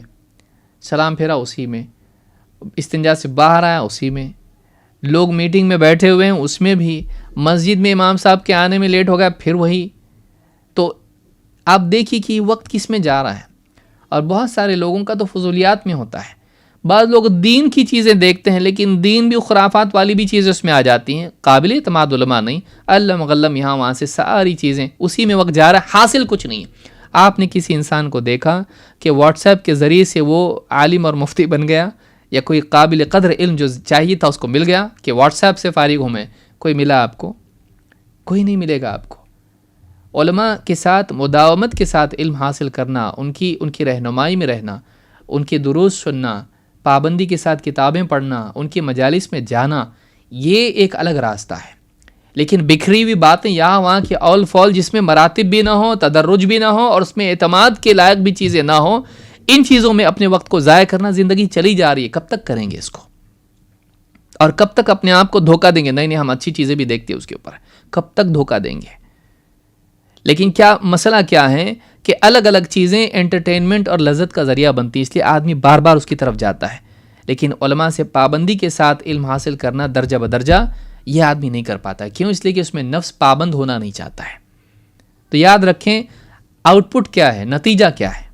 نتیجہ یہی ہے کہ کچھ بھی نہیں اس کے پاس، 5 سال سے آپ دیکھیے جو آدمی واٹس ایپ فیس بک میں لگا ہوا ہے دینی مجالس میں نہیں آتا، چیک کیجئے، ٹیسٹ کیجئے اس کا علم کتنا ہے، کچھ بھی نہیں ہوگا، کنفیوژن میں جائے گا وہ، کتنے تو گمراہ ہو جاتے ہیں۔ وقت کو صحیح استعمال کریں، برباد نہ کریں، علماء سے سیکھیں، علماء کی مجالس میں جائیں، ان کے دروس کو سیکھیں۔ ٹھیک ہے علماء دور آپ سے ہیں، آپ یوٹیوب کے ذریعے سے ہی سیکھیے، جیسے ابھی یہ جیسے زوم ہے یا اس طرح سے جو بھی ذرائع ہیں وسائل ہیں اس سے سیکھیے، لیکن پابندی کے ساتھ اہل علم سے جڑے رہنا وہ ایک الگ چیز ہے، وہ ایک الگ چیز ہے، اور یہاں وہاں سے تتر بتر بکھرا ہوا علم لینا یہ ایک الگ چیز ہے۔ ابن جماعہ کہتے ہیں ان یبادر شبابہ، نصیحت کرتے ہوئے کہتے ہیں کہ کیا کیا اس کو کرنا چاہیے، کہتے ہیں ان یبادر شبابہ واوقات عمرہ الى التحصیل ولا یغتر بخدع التسویف والتأمیل فإن كل ساعة تمضي من عمره لا بدل لها ولا عوض عنها، کہتے ہیں کہ طالب علم کو چاہیے کہ وہ اپنی جوانی ہی میں اور اپنی عمر کے جلدی کے اوقات میں جو بھی اوقات میسر ہوں اس میں جلدی کرے۔ کس چیز کے لیے جلدی کرے؟ الی التحصیل، علم حاصل کرنے کے لیے، جوانی میں خصوصاً، اور جو بھی فراغت کے اوقات ہیں اس میں جلدی کرے، ان کو ضائع نہ کرے، ان کو نکل نہ جانے دے ہاتھ سے۔ اور ولا یغتر بخدع التسویف والتأمیل، دھوکہ نہ کھائیں، دھوکہ نہ کھائیں تسویف اور تأمیل سے۔ تسویف کیا ہے؟ انشاءاللہ آگے دیکھیں گے، کریں گے، آئے گا ٹائم انشاءاللہ، ہم بھی بیٹھیں گے کبھی درس میں، ہم بھی پڑھیں گے، ہم بھی کریں گے۔ تسویف انشاءاللہ مستقبل میں کریں گے، فیوچر میں، چیزوں کو سوف کرتے رہنا، ٹالتے رہنا۔ اور تأمیل، عمل، انسان کا امیدیں باندھ لینا، کاش کہ ایک وقت ایسا آ جائے کہ سب چیزوں سے فارغ ہو جاؤں اور پھر میں دین کا علم حاصل کرتا رہوں اور علامہ بن جاؤں۔ آدمی ملک الموت اس سے پہلے آ جاتا ہے۔ آدمی ٹالتا رہے اور مستقبل میں امیدیں باندھتا رہے کہ انشاءاللہ کریں گے ضرور، اور آگے ایک وقت ایسا آئے گا کہ میں کروں گا۔ نہیں آتا ایسا، تیرے ہاتھ میں آج ہے، مستقبل تیرے ہاتھ میں نہیں، کل کیا ہوگا، اگلے لمحے کیا ہوگا، تجھ کو کیا معلوم ہے؟ تو اب جو لمحہ تیرے پاس ہے اس کو زمین میں بیج بو دے، اس سے کچھ اگ سکتا ہے۔ کل مستقبل میں مجھ کو بیج ملیں گے اور اس کے بعد فصل اگے گی، سب ہوائی خیالات ہیں، ہوائی محل ہیں۔ نہیں، آج کو غنیمت جان، اگر آج تیرے پاس وقت ہے اس کو صحیح مینج کر۔ وقت کو کیا مینج کرے گا؟ اپنے آپ کو مینج کر۔ وقت تو سب کو 24 گھنٹے ملتا ہے، تو خود آزاد ہے، تو خود غلط چیزوں میں جا رہا ہے۔ دیکھیے یاد رکھیں، وقت نہیں ملتا، کیوں نہیں ملتا؟ اس لیے کہ آپ کی پرائیورٹیز الگ ہیں۔ ہر انسان کے پاس 24 گھنٹے ہوتے ہیں، پھر کیوں وقت نہیں ملتا؟ تو کسی ایسی چیز میں وقت لگا رہا ہے جس کی وجہ سے تجھ کو جس میں لگانا چاہیے وقت نہیں مل پا رہا ہے۔ تو تیری ترجیحات کو بدل، اپنی پرائیورٹیز کو بدل۔ دیکھ کہیں تو نے غلط چیزوں کو پرائیورٹائز تو نہیں کیا ہے، غلط چیزوں کو تو نے ترجیح تو نہیں دی ہے، اپنی اولویات کو بدل، تیرے پاس وقت اپنے آپ آ جائے گا۔ اس لیے کہ زندگی میں انسان سب کچھ نہیں کر سکتا ہے، کچھ کرنے کے لیے کچھ نہیں کرنا پڑتا ہے، کچھ پانے کے لیے کچھ چھوڑنا پڑتا ہے، کچھ چیزوں کو نو بولنا پڑتا ہے، تبھی کچھ چیزوں کو یس بول پاتا ہے۔ تو صحیح چیزوں کو یس بول، غلط چیزوں کو نو بول، اپنے آپ تیرے پاس وقت آئے گا۔ کسی کے پاس وقت نہیں ہوتا، ایسا نہیں ہوتا ہے، اس کی ترجیحات الگ ہوتی ہیں۔ ہاں کبھی ازدحام ہوتا ہے ترجیحات میں بھی چیزوں کا، پھر بھی اس کو ترجیحات دیکھنا چاہیے کہ کون سی چیز زیادہ مناسب ہے، اولا و انسب، یہی عقل مندی اور یہی تاجر صحیح آدمی ہے۔ اللہ تعالیٰ قیامت کے دن کے بارے میں فرماتا ہے وَهُمْ يَسْتَرِخُونَ فِيهَا رَبَّنَا أَخْرِجْنَا نَعْمَلْ صَالِحًا غَيْرَ الَّذِي كُنَّا نَعْمَلْ۔ اتنا آدمی ٹالتا رہے خیر کو، علم و عمل کو، کہ آخرت میں جہنم میں چلا جائے، اس سے زیادہ نادان آدمی کون ہے کہ جس کو زندگی دی گئی اور وہ زندگی اس کے لیے بہتر زندگی کے لیے سیڑھی نہیں بن سکی، نجات کا راستہ نہیں بن سکی، اس نے اپنے وقت کو برباد کر دیا۔ وَهُمْ يَسْتَرِخُونَ فِيهَا، جہنمی جہنم میں چیخیں گے، چلائیں گے اور کہیں گے رَبَّنَا أَخْرِجْنَا نَعْمَلْ صَالِحًا غَيْرَ الَّذِي كُنَّا نَعْمَلْ، اے ہمارے رب ہمیں اس جہنم سے نکال دے تاکہ ہم وہ نیک عمل کر کے آئیں جو اس سے پہلے ہم نہیں کرتے تھے، اس سے پہلے ہم جن کو نظر انداز کرتے آئے، اب اللہ ہم کر کے آتے ہیں، اب ہم نیک عمل کرتے ہیں۔ اللہ اس جہنم سے ہم کو نکال کے ایک موقع دے دے، پھر سے دنیا میں ڈال دے، جو عمل نہیں کرتے تھے نا، ہم نے جو جو چھوڑا ہم سب کر کے آتے ہیں. جو کرنا تھا نہیں کیا، اب کریں گے. اب کیا کریں گے؟ وہ موقع تھا، یہ موقع نہیں ہے. تم عمل کے دور سے نکل کے انجام کے دور میں آئے ہو. انجام کے دور میں تم چاہتے ہو کہ تم کو عمل کا موقع دیا جائے. جو موقع دیا تھا اس کا کیا کیا تم نے؟ اللہ تعالیٰ فرمائے گا اولم نعمرکم ما یتذکر فیہ من تذکر، کیا ہم نے تم کو اتنی عمر نہیں دی تھی کہ جس میں ہوش میں آنے والا اگر چاہیں تو ہوش میں آ جائے؟ نصیحت میں غور کر کے اپنی اصلاح کرنے والا، متنبہ ہونے والا اگر متنبہ ہونا چاہے تو ہو جائے. کیا اتنی عمر نہیں دی تھی غور و فکر کرنے کے لیے؟ ٹائم نہیں دیا تھا سوچنے کے لیے؟ وجاءکم النذیر، ٹھیک ہے تمہاری اتنی صلاحیت نہیں تھی کہ تم واقعات میں غور کر کے، احوال میں غور کر کے اپنے آپ کو صحیح بنا سکو. صاف اور صریح الفاظ میں بولنے والا انسان، داعی، انبیاء تمہارے پاس آئیں. وجاءکم النذیر، خبردار کرنے والا بھی تو تمہارے پاس آیا، اس کو بھی تم نے نظر انداز کر دیا. اپنے اطراف بدلتے ہوئے لیل و نہار کو اور واقعات کو اور ان کے عواقب کو دیکھ کر تم نے نصیحت نہیں لی. گزرتے ہوئے وقت کو، ایام کو تم نے دیکھ کر اپنے آپ کو تیار نہیں کیا آخرت کے لیے. ٹھیک، تمہارے پاس سمجھانے والا بھی آیا، جاگو، اس کو بھی تم نے نظر انداز کر دیا. اب کیا بچا تمہارے پاس؟ تم کو نہیں معلوم تھا ایسا نہیں، تم سب جانتے تھے. تم نے اس کو نہیں چنا، تم نے کسی اور کو چنا. آخرت کے مقابلے میں تم نے دنیا کو چنا. خالق کے بجائے تم نے خلق کو چنا. اللہ کے تقرب کے بجائے تم نے دنیا کی لذتوں کو چنا. اب فذوقوا فما للظالمین من نصیر، اب چکھو، ظالموں کا اب کوئی مددگار نہیں. تم ظالم ہو، تم ظالم ہو، تم نے اپنے اوپر ظلم کیا ہے، تم ظالم ہو. اللہ کا عدل ہے، سزا اللہ کا ظلم نہیں ہے. یہ تمہارا اپنے اوپر ظلم ہے کہ تم نے اپنے نفس کو جنت کی بجائے جنت سے محروم کر کے، حقدار وہ جنت کا تھا. تمہاری ذات، تمہارا وجود جنت کا حقدار تھا. اللہ نے دروازہ بھی کھلا رکھا تھا، راستہ بھی مہیا اور فراہم کیا تھا اور بتایا تھا. تم نے اس راستے کی بجائے اپنے آپ کو جہنم کے راستے پر ڈال کے اپنے اوپر ظلم کیا. جس کا وہ حقدار تھا تم نے اس کی بجائے کسی اور چیز کا اس کو حقدار بنا دیا. تم ظالم ہو، اب تمہاری کوئی مدد ہونے والی نہیں ہے. فذوقوا فما للظالمین من نصیر، اب کیا کوئی تمہاری مدد کر سکتا ہے؟ اب ہر ایک اپنے مسائل میں گھرا ہوا ہے. اب تمہارے کوئی مددگار نہیں. تو آپ دیکھیے، اپنی مدد آپ کریں. اور اللہ نے کیا فرمایا؟ اولم نعمرکم ما یتذکر فی من تذکر. معلوم ہے کہ یہ وقت جو ہم کو ملا ہوا ہے یہ ہوش میں آنے کے لیے ہے. ہم سمجھیں اپنی زندگی کے مقصد کو، اس مقصد کی تکمیل کے لیے راستے کو جانیں، اس راستے پر چلنے کے طریقے کو سیکھیں، اس راستے میں آنے والی رکاوٹوں کو جانیں، ان رکاوٹوں کے علاج اور حل کو پہچانیں، اور اس راستے پر اور نفس کی کمیوں کو اور راستے کے مسائل کو جانیں، حل کو جانیں، اپنے علاج کو جانیں، اور پھر وہ کریں جو کرنا چاہیے تاکہ منزل تک پہنچ جائے. نہیں تو پھر جہنم کا گڑھائی اس انسان کے لیے ہے. یہاں یہ یاد رکھنے کی چیزیں ہیں.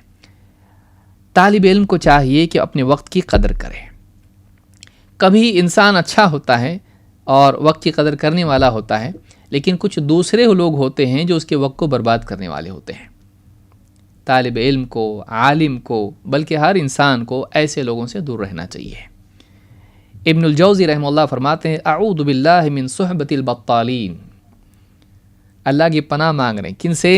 کہتے ہیں میں اللہ کی پناہ مانگتا ہوں، اللہ بچا مجھ کو ایسے لوگوں سے جو وقت برباد کرتے ہیں. بطال جو ایسے کاموں میں وقت گزار دے جو ویسٹ ہے، جس کا حاصل کچھ نہیں، نہ دنیا میں نہ آخرت میں. بس بیٹھے بیٹھے یہاں وہاں کی فضول گپ شپ ہے، بلکہ اس سے زیادہ بدتر یہ ہے اس کی غیبت، بے حیائی کی باتیں، فلانی بہو بیٹیوں کے بارے میں گفتگو، فلموں کی باتیں، گانے، ترانے، یہ ساری چیزیں جو ہیں، جو غیر شرعی چیزیں ہیں جتنی بھی ہیں، ان کا تذکرہ کرنے میں اپنے وقت کو برباد کر دینا. یا ایسی چیزیں جن کا کوئی فائدہ نہیں ہے، جو مقصود میں مفید نہیں ہے. انسان کی یعنی بھلائی یہ ہے کہ وہ اپنے اوقات کو ایسی چیزوں میں صرف کرے جو اس کے مقصود کی تقویت اور اس کے مقصود کے حصول میں مددگار ہوں. ان من حسن اسلام المرء ترکہ ما لا یعنیہ. آدمی کے اسلام کی خوبی یہ ہے کہ وہ ایسی چیزوں کو چھوڑ دے جو اس کے مقصود میں مفید نہ ہو۔ لا یعنی سے مراد کیا ہے؟ جس سے اس کا کوئی واسطہ نہیں، مطلب واسطہ نہیں کا مطلب یہ کہ جو اس کے مقصود سے جڑا ہوا نہیں ہے، اس کے زندگی کے مقصد سے وہ جڑا ہوا نہیں ہے، اس کے مقصد میں کوئی فائدہ نہیں دیتا ہو، تو ایسی چیزوں کو چھوڑ دے۔ تو اگر ایسا آدمی کرے گا اس کا وقت بچے گا۔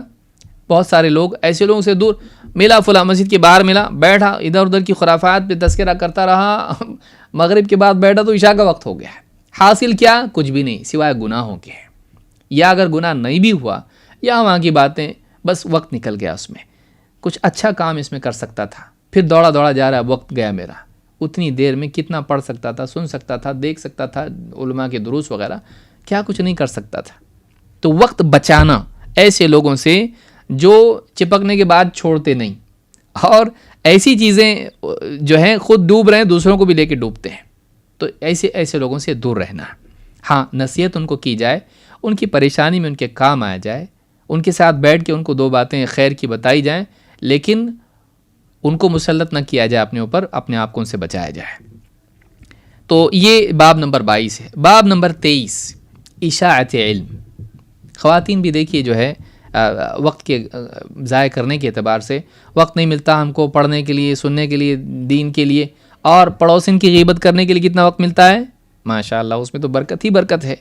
سارے خاندان کی پوری جو ہے کھول کے کتاب بیٹھ جانا، آپس میں ادھر ادھر کی باتیں کرنا، کتنی دنیا کی زیورات کی باتوں سے لے کے کپڑوں کی باتوں سے لے کے کون سی مارکیٹ میں کیا آسان ملتا ہے کا ڈیٹا جمع کرنا، اور سب کچھ کر سکتے ہیں، لیکن دینی باتیں، دین کے دروس سننا نہیں ہو پاتا ہے۔ وقت ضائع نہ کریں، اللہ سے ڈریں، آخرت کی فکر کریں، اپنے اوقات کو سنبھالیں۔ آپ کے زیورات سے زیادہ قیمتی آپ کا وقت ہے۔ آپ کے زیورات آپ کو جنتی نہیں بنا سکتے، الا یہ کہ ان میں اللہ کا حکم پورا کیا جائے، لیکن آپ کا وقت یہ آپ کے لیے سرمایہ ہے، اس کو آپ بڑی سے بڑی چیز میں لگا کے بڑی سے بڑی خیر حاصل کر سکتے ہیں۔ باب نمبر 23، اشاعت علم۔ اشاعت علم طالب علم کے لیے ایک یہ بھی موقع ہے کہ وہ اپنے علم کے اجر کو بڑھائے، اس کو دوسروں میں تقسیم کر کے۔ علم تو گھٹتا نہیں، لیکن اس سے نفع بڑھ جاتا ہے، اس کے لیے بھی اس سے فائدہ حاصل ہوتا ہے، بلکہ یہ خود اس کے علم کی پختگی اور برکت کا ذریعہ بن جاتا ہے۔ اللہ کے نبی صلی اللہ علیہ وسلم فرماتے ہیں، بلغوا عنی ولو آیہ، میری طرف سے پہنچا دو چاہے ایک آیت ہی کیوں نہ ہو۔ اس سے معلوم ہوتا ہے کہ تبلیغ کے لیے عالم ہونا ضروری نہیں۔ اس میں فرق یاد رکھیں، ذرا اس کو سمجھائیں گے بھی انشاءاللہ۔ بلغوا عنی ولو آیہ، تبلیغ کیا ہے؟ تبلیغ یہ ہے کہ ایک انسان جتنا جانتا ہے اس کو جوں کا توں پہنچا دے، اس کے لیے عالم ہونا شرط نہیں ہے۔ نضر اللہ امرأ سمع منا حدیثا فحفظہ حتی یبلغہ غیرہ، اللہ تعالیٰ تر و تازہ رکھے، خوش رکھے ایسے انسان کو جو ہم سے ایک بات سنے، ہماری کوئی حدیث سنے، اسے محفوظ رکھے یہاں تک کہ دوسروں تک پہنچا دے۔ بعینی ہی علم کا دوسروں تک پہنچا دینا، اس کے متون کا، اس کی باتوں کا، یہ تبلیغ ہے۔ اس میں یادداشت اصل ہوتی ہے۔ ہاں، لوگوں کو دین کی تفہیم کرنا، اس کے لیے گہرا علم ضروری ہے۔ دعوت الی اللہ جس کو آپ کہیں، یا مناظرہ یا مجادلہ یا اس طرح سے دوسری چیزیں ہیں، حتیٰ کہ واعظ و نصیحت بھی، اس کے لیے بھی گہرے علم کی ضرورت ہے۔ ادع الی سبیل ربک بالحکمۃ والموعظۃ الحسنہ وجادلہم باللتی ہی احسن، اس دعوت کے لیے انسان کے لیے حکمت ضروری ہے، اور حکمت گہرے علم کو کہتے ہیں، سطحی علم کو نہیں کہتے ہیں۔ لہٰذا جو انسان لوگوں میں خطابت اور لوگوں کی تربیت اور اس طرح کی ذمہ داری نبھانے کے لیے کھڑا ہونا چاہتا ہے، اس کو چاہیے کہ اس کے پاس گہرا علم ہو۔ یہ دونوں فرق یاد رکھیں۔ ہاں، علماء سے کچھ بات سنی، اس کو پہنچا دیا، عالم ہونے کی ضرورت نہیں۔ فلاں کتاب میں یا خطاب میں کوئی چیز سنی، یاد رکھا اس کو جوں کا توں، دوسروں تک پہنچا دیا، اس کے لیے بڑا عالم ہونے کی ضرورت نہیں۔ لیکن آدمی درس و تدریس کا میدان اس میں کود پڑے، یا مناظرے کے میدان میں کود پڑے، یا تالیف اور جو ہے اس طرح کے میدان میں کود پڑے، اس کو چاہیے کہ اپنے سے بڑوں سے اجازت لے کہ کیا میں اس کا اہل ہوں یا نہیں ہوں۔ یہ تواضع بھی ہے، اور واقعی سداد کا اور نجات کا یہ ایک پیمانہ بھی ہے اور ایک ذریعہ بھی ہے۔ تو بلغوا انی ولو آیا، طالب علم میں حرص ہونا چاہیے کہ جو علم مجھ کو ملے گا دوسروں تک پہنچاؤں گا میں، کمی زیادتی کے بغیر، اپنی تفسیر و تشریح ملائے بغیر، سمجھا کچھ، سنا کچھ، سمجھا کچھ، بتایا کچھ۔ بعض اوقات ایسا بھی ہوتا ہے، یہ نہیں کرنا، بلکہ جو کا تم پہنچانا، مجھ سے پہنچاؤ، اپنی طرف سے نہیں۔ بلغوا انی ولو آیا، میری طرف سے پہنچاؤ، جو آپ سے لیا ہے، چاہے وہ بلا واسطہ ہو یا بالواسطہ ہو، براہ راست آپ سے لیا ہو یا صحابہ اور روات اور اہل علم سے لیا ہو، جو کا تو پہنچانا۔ تو یہ طالب علم کو کرنا چاہیے، اسی لیے آپ نے اس کا حکم دیا، اور اس میں یہ بتایا چاہے ایک آیت کیوں نہ ہو، یعنی کہ بہت علم حاصل کروں گا اور پھر لوگوں کو بتاؤں گا، نہیں، جتنا لیا دے، ہو سکتا ہے کل بھول جائے، لیکن آج ہی تازہ تازہ تیرے پاس علم ہے، پہنچا دے دوسروں تک۔ ہو سکتا ہے کسی کی زندگی بن جائے، ہو سکتا ہے کوئی آدمی گمراہی سے بچ جائے، ہو سکتا ہے کوئی کل مر جائے اور آج اس کو سیکھ کر وہ ہدایت پر آ جائے، اس لیے تاخیر مت کر، ایک آیت ہی ہے، پہنچا اس کو، دوسروں تک پہنچا، ان کا کچھ نہ کچھ فائدہ ہو جائے گا۔ سلیم ابن عامر رحمہ اللہ فرماتے ہیں، کنا نجلس الی ابی امامۃ الباہلی، ہم حضرت ابو امامہ الباہلی رضی اللہ تعالیٰ عنہ کے پاس بیٹھا کرتے تھے، فیحدثنا حدیثا کثیرا عن رسول اللہ صلی اللہ علیہ وسلم، تو وہ ہمیں اللہ کے رسول صلی اللہ علیہ وسلم سے نقل کر کے کئی احادیث سنایا کرتے تھے، بہت ساری حدیثیں سناتے تھے۔ فَإِذَا سَكَتَ قَالَ أَعْقَلْتُمْ، جب وہ سناتے سناتے سناتے رک جاتے، خاموش ہو جاتے، تو ہم سے کہتے سمجھ میں آیا؟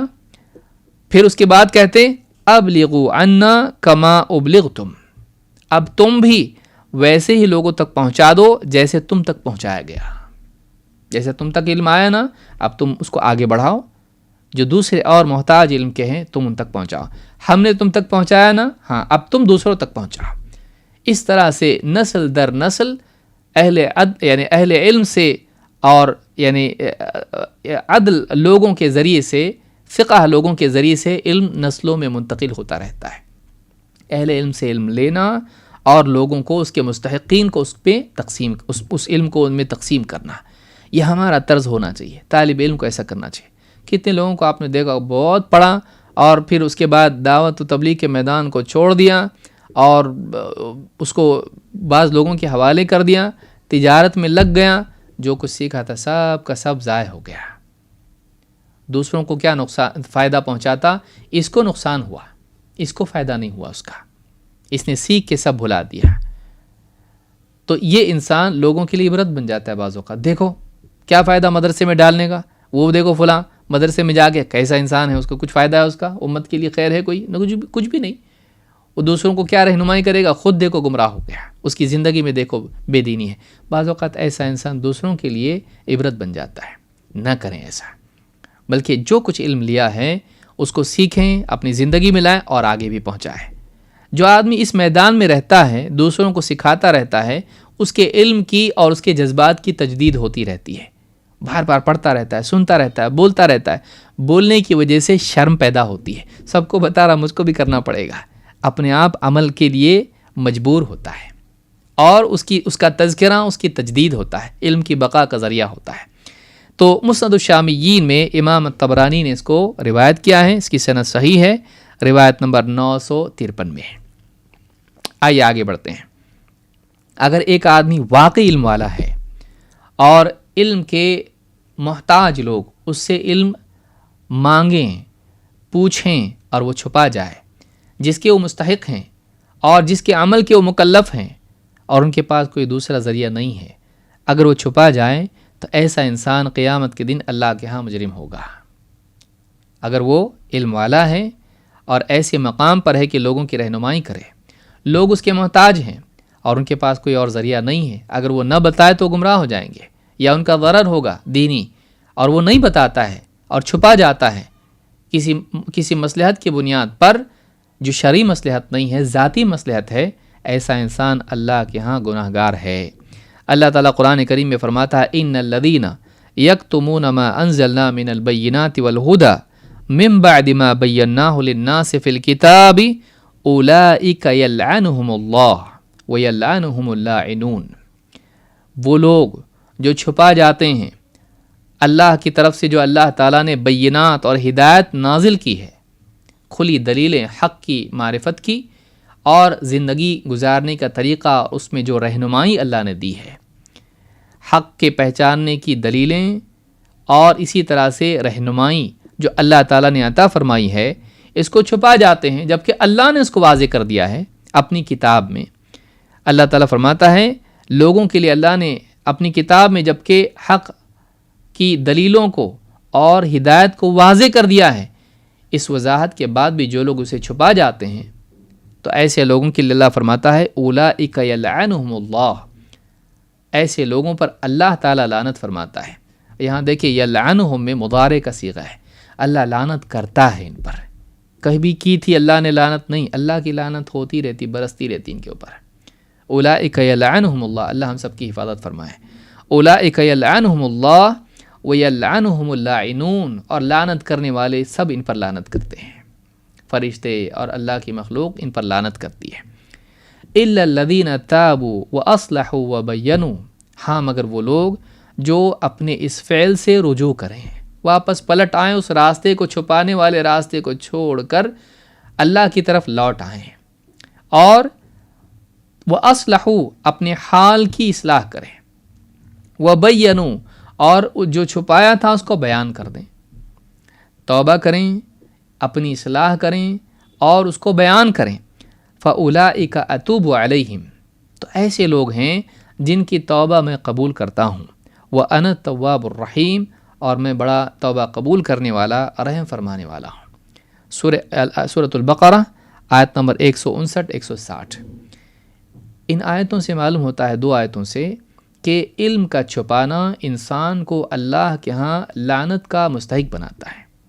اسی لیے آپ دیکھیے عالم اور متعلم جو ہیں یہ لعنت سے محفوظ ہیں، لعنت سے محفوظ رہتے ہیں، اور ایسا عالم اور ایسا علم والا جو اپنے حاصل شدہ علم کو لوگوں میں تقسیم کرتا ہے اور حقدار سے اس کو چھپاتا نہیں، تو ایسا عالم جو ہے یہ اللہ رب العالمین کی رحمت کا مستحق ہے، جو چھپاتا نہیں، اور اگر چھپا جائے لعنت کا مستحق ہے۔ جو علم کو تقسیم کرتا ہے اور نشر کرتا ہے یہ رحمت کا مستحق ہے، بلکہ مخلوق کی دعا کا مستحق ہے، لیکن جو چھپا جائے وہ مخلوق کی لعنت کا مستحق ہے، بلکہ اللہ کی لعنت کا مستحق ہے۔ لہٰذا جو کچھ بھی آپ کے پاس ہے اس کو لوگوں میں تقسیم کریں۔ ہاں یہ نہیں کہ آپ مفتی بن جائیں، جیسا کہ آگے آئے گا، لیکن جو سیکھا آپ نے، چھوٹی موٹی باتیں جو آپ کو حدیث سن لی اس کو بیان کریں، سنا یاد رکھیں، جیسا سنا ویسے یاد رکھیں اور بیان کریں، یا کچھ مسئلہ علماء سے معلوم کیا حلال و حرام کا، یا کوئی دین کا عبادت کا طریقہ، یا جو بھی چیزیں ہیں، نئی باتیں معلوم ہوئی آپ کے سامنے آئیں معتبر علماء کے ذریعے سے، آپ پہنچائیں اس کو دوسروں تک، چھپا کے نہ رکھیں، سستی نہ کریں۔ ہو سکتا ہے آپ کی بات سے کسی کی زندگی بدل جائے، اور ایسا ہوتا ہے۔ ایک آدمی بس باتوں باتوں میں کوئی بات بول دیتا ہے اور دوسرا کہتا ایسا ہے، اور اس کی سمجھ میں بات آتی ہے، اس کو ڈر لگتا ہے اللہ کا، اور اپنی زندگی بدلتا ہے۔ وہ سمجھ رہا ہوتا ہے کہ کوئی بات نہیں، لیکن اس کو معلوم پڑتا ہے معاملہ بہت گمبھیر ہے، سنگین ہے، تو وہ سدھر جاتا ہے۔ تو یہ کام کرنا چاہیے، چھپانا نہیں چاہیے۔ یہود چھپاتے تھے، یہود و نصارہ کی صفت ہے۔ اللہ کے نبی صلی اللہ علیہ وسلم کی جو علامات اللہ تعالیٰ نے تورات اور انجیل میں نازل کی تھیں ان کو چھپاتے تھے، عرب کے مشرکین کو اور اہل مکہ کو یا مدینہ کو نہیں بتاتے تھے۔ تو یہ جو چھپانا ہے اللہ کو پسند نہیں ہے۔ علم کو لوگوں کے سامنے بیان کرنا چاہیے، جو بات آدمی کے پاس خیر کی ہے اس کو لوگوں سے بیان کریں۔ اللہ کے رسول صلی اللہ علیہ وسلم فرماتے ہیں من سئل عن علم فکتمہ الجمہ اللہ بلجام من نار یوم القیامہ، جس آدمی کو علم کی کوئی بات، جس آدمی سے علم کی بات کوئی پوچھی گئی اور اس نے اس کو چھپا لیا، قیامت کے دن اس کو آگ کی لگام پہنائی جائے گی۔ دنیا میں اپنے منہ کو لگام سے روک رکھا اس نے، سزا بھی اس کی ویسی ہوگی کہ اس کو قیامت کے دن لگام پہنائی جائے گی، لیکن وہ لگام آگ کی لگام ہوگی۔ اس نے علم سے اپنی زبان کو روکے رکھا تو قیامت کے دن وہی لگام اس کو آگ کی لگام ہوگی۔ یہ مستحق سے علم کو چھپانے پر ہے۔ کبھی ایسا ہوتا ہے کہ کوئی بات ایسی ہوتی جو کسی کو بتانے کی نہیں ہوتی، اس لیے کہ وہ سمجھ نہیں پائے گا یا اس میں کوئی کمزوری آ جائے گی، تو ایسی بات چھپانا ایک الگ باب ہے. جیسے اللہ کے رسول صلی اللہ علیہ وسلم نے معاذ ابن جبل رضی اللہ تعالیٰ کو منع کیا تھا کہ لا الہ الا اللہ پر جو فضیلت ہے جنت کی، لوگوں کو ابھی مت بیان کرو. یہ ہمیشہ کے لیے چھپانے کی بات نہیں تھی، یہ اس مصلحت کے تحت تھی کہ لوگ اس سے عمل میں کمزور ہو جائیں گے. جب وہ زمانہ گزر گیا تو اپنی وفات کے وقت انہوں نے اس کو بیان کر دیا تاکہ علم چھپانے کا گناہ ان پر نہ ہو. تو دونوں چیزیں ہیں، اس میں چھپانا بھی ہے اور بتانا بھی ہے، دونوں باتیں اس حدیث میں جمع ہو جاتی، اس لیے اس میں غور کرنا چاہیے. تو علم کو اس کے اہل اور اس کے مستحق سے بتانا ضروری ہے، اس سے چھپانا نہیں ہے. لیکن بعض باتیں ایک عمر تک، ایک مرتبے تک چھپا کے رکھنی پڑتی. اب اتنا بالغ ہو جائے گا علمی اعتبار سے یا عمر کے اعتبار سے تو بتائیں گے. اب بچے کو شروع سے ہی شادی کے سارے معاملات بتا رہے ہیں، وہ مسئلے، وہ کتابیں پڑھنے لگ گیا، اس کی عمر ابھی نہیں ہے. ابھی کہو یہ کتاب تمہارے لیے نہیں ہے، تم دوسری کتابیں پڑھو. تو بعض چیزیں روکنی بھی پڑتی ہیں، اس لیے کہ عمر کا تقاضا یا اسی طرح سے علم کا تقاضا ہوتا ہے کہ یہ نہ پڑھے اس کو، یہ نہ سنے اس کو. تو یہ بھی بات یاد رکھنے کی ہے. ہاں کبھی ایسا بھی ہوتا ہے کہ کوئی آدمی آپ سے پوچھ رہا ہے، اب آپ سوچیں گے کہ اب تو بتانا ہی پڑے گا، تو آپ کے پاس ادھورا علم ہے اور آپ بتانا شروع کریں، یہ بھی غلط ہے. بلکہ بعض صحابہ واقعی علم ہونے کے باوجود اپنی سے زیادہ علم والوں کی طرف پھیر دیا کرتے تھے.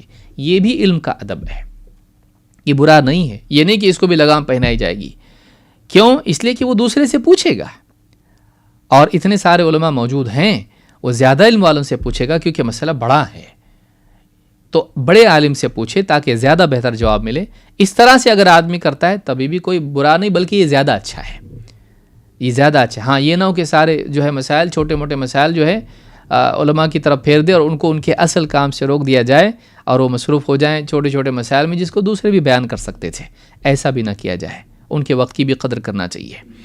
تو یہ حدیث جو میں نے بیان کی کہ قیامت کے دن ان کو آگ کی لگام پہنائی جائے گی، یہ مسند احمد، ابو داؤد، ترمذی، نسائی، ابن ماجہ اور حاکم میں موجود ہے، اور صحیح الجامع الصغیر حدیث نمبر 6284 پر شیخ الالبانی نے اس کو صحیح کہا ہے. باب نمبر 24. تو یہ معلوم ہوئی. اب آگے بڑھتے ہیں. مائیں اپنی بچیوں کو سکھائیں. بعض اوقات بہت ساری باتیں نکاح اور ازدواجی زندگی سے متعلق بچیوں کو نکاح کے بعد بھی معلوم نہیں ہوتی ہیں. بعض اوقات حیض کے مسائل معلوم نہیں ہوتے ہیں. ماں کے لیے بہت ضروری ہے کہ اپنی اولاد کو سکھائے، گھر گرہستی سکھائے، اس کو مفتی محترمہ بنا کے نہ بھیجے، بلکہ گھر گرہستی اس کو سکھائے. ساس کا دل کیسے جیتا جاتا ہے اور گھر والوں کی خدمت کیسی کی جاتی ہے، یہ چیزیں سکھائے اس کو. شوہر کا دل کیسے جیتا جاتا ہے، اس کی کیسی خدمت کی جاتی ہے، بچوں کی تربیت کا کیا سلیقہ ہے، گھر والوں سے کیسے رہا جاتا ہے، مل جل کے کیسے رہنا، وہ ساری چیزیں سکھائے. یہ نہیں کہ کچھ ہو تو فون پہ رات میں 2 گھنٹہ بات کرنا. نہیں، آج کل حالات ایسے بنے ہوئے ہیں کہ یعنی بچیوں کی زندگیاں ماں باپ کی وجہ سے بھی تباہ ہو جاتی ہیں. اتنا زیادہ ان کو کانفیڈنس دینا اور ایسی رہنمائی دینا کہ کیسے شوہر کو کنٹرول کیا جائے، کیسے ساس کے سر پہ مسلط ہوا جائے اور کیسے گھر کو فلاں چیز کی جائے، یہ طریقہ نہیں، یہ مسلمانوں کا طریقہ نہیں ہے. مسلمان جہاں جاتا ہے وہ لوگوں کی خدمت کے ذریعے سے ان کا دل جیتتا ہے، وہ لوگوں کے ساتھ اچھے سلوک کے ذریعے سے انہیں اپنے قریب کرتا ہے. تو بچیوں کو اس طرح کی تربیت ماں باپ کو دینا چاہیے، خاص طور سے ماں کو دینا چاہیے. بیٹا ہے، بالغ ہو گیا، اس کو غسل کے احکام تک معلوم نہیں، اس کو دین کی بنیادی باتیں تک معلوم نہیں ہے، تو اب آپ یہ نہیں سکھائیں گے، اللہ کے ہاں پکڑ ہوگی. اس نے اپنے منہ کو لگام لگا کے رکھا تھا، باہر جاتا تھا، علماء کے بیچ میں بیٹھتا تھا، بڑی بڑی باتیں ہوتی تھی، سب کچھ کرتا تھا. گھر والوں کو نہیں سکھایا اس نے، گھر والوں کو نہیں سکھایا، اپنی اولاد کو نہیں سکھایا اس نے. کیوں نہیں سکھایا تو نے؟ اس لیے کہ یہاں شہرت نہیں وہاں شہرت ہے، اس لیے کہ یہاں پر کوئی مزہ نہیں آتا وہاں مزہ آتا ہے، اس لیے کہ یہاں سکھائے گا تو تیری بے عملی سامنے آئے گی. کیوں؟ ان کے سامنے بیان کرے، گھر والوں کے ساتھ میں خاص طور سے، اور جو متعلقین ہیں ان کے سامنے. خیر، باب نمبر 24. بلا علم گفتگو سے اجتناب. طالب علم کو خاص طور سے اس کا اہتمام کرنا چاہیے، کیونکہ یہ بہت بڑا فتنہ اس دور کا اور ہمیشہ سے رہا ہے. تھوڑی سی معلومات جب آ جاتی ہے تو آدمی یہ سمجھنے لگتا ہے کہ اب کوئی مجھے روک نہیں سکتا. ایک تو اس طرف ہے افراط و تفرید کا معاملہ ہے، ایک وہ لوگ ہیں جو جانتے ہیں لیکن پھر بھی بولتے نہیں. اور اس کو علم کو اپنے پاس روک کے رکھتے ہیں، مستحقین تک بھی اس کو نہیں پہنچاتے۔ دوسرے وہ لوگ ہیں کہ جن کے پاس علم ادھورا ہوتا ہے لیکن بولنے کا شوق بہت زیادہ ہوتا ہے۔ اکثر اس میں کبھی دعوت کا جذبہ بہت غالب ہوتا ہے اور کبھی اس میں ریاکاری کا جذبہ بھی انسان پر مسلط ہوتا ہے۔ ان دونوں وجوہات سے آدمی ایسا کرتا ہے کہ دیکھو لوگ جہنم میں جا رہے ہیں، مجھ کو دعوت کا کام کرنا ہے تاکہ جہنم سے بچ جائیں لوگ۔ ادھوری دوا جان کے لوگوں کا علاج کرنے کے لیے نکل پڑتا ہے۔ ابھی ٹھیک سے اس کو علاج نہیں آیا، دوا ٹھیک سے معلوم نہیں ہے، لیکن لوگوں کے بچانے کا شوق اتنا ہے کہ الٹے سیدھے انجیکشن دینا شروع کر دیا۔ ایک وہ آدمی ہے۔ دوسرا وہ ہے جس کو علاج معلوم ہے اور لوگ مر رہے ہیں، تباہی پھیل رہی ہے، لیکن یہ اپنی دنیا میں مگن ہے، سست ہے، سوچتا ہے کہاں خواہ دوسروں کے لیے اپنی زندگی کے اوقات کو صرف کروں۔ کوئی مرتا ہے تو اس کی مرے، مجھ کو کیا کرنا ہے، میں تو ٹھیک ہوں، محفوظ ہوں۔ تو دونوں جو ہیں دونوں غلط ہیں، دونوں غلط ہیں۔ علم پہنچانا بھی چاہیے لیکن دیتا وہی ہے جس کے پاس خود ہے۔